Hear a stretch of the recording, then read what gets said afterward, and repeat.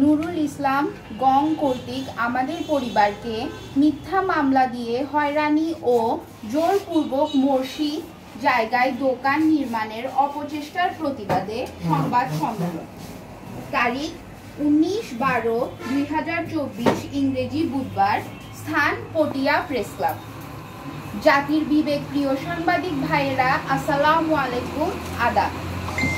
আপনার জাতির দুঃসময়ের কাণ্ডারি, আপনাদের ক্ষুরদার লেখনী ও ভূমিকার সব মানুষ সবকিছু হারিয়ে যখন বেঁচে থাকার ঠাঁই খুঁজে না পেয়ে দিক বিদিক ছুটাছুটি করে, তখন তারা আপনাদের আশ্রয় খুঁজে।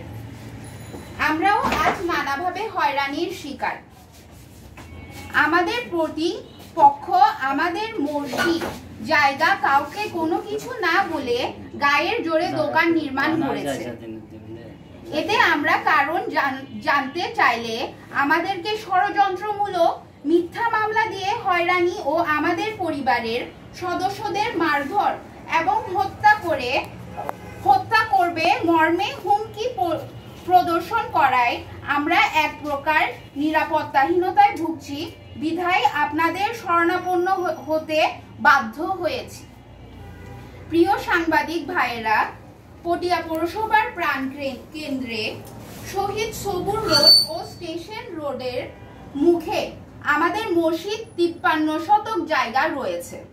সেখানে নিজেদের মধ্যে ভাগ বাটোয়ারা পর আমাদের প্রায় 14 শতক জায়গা রয়েছে। কিছু না বলে আমাদের জায়গা গত 25/11/2024 ইংরেজি দোকান ঘর নির্মাণ কাজ শুরু করে। এতে আমরা তাদেরকে বাধা দিলে আমরা নিরুপায় হয়ে 1/12/2024 ইংরেজি তারিখে সাবেক পৌর প্রশাসক মরহুম মোহাম্মদ আলী সাহেবের ভাতিজা হিসেবে মিছ মামলা দায়ের করেন।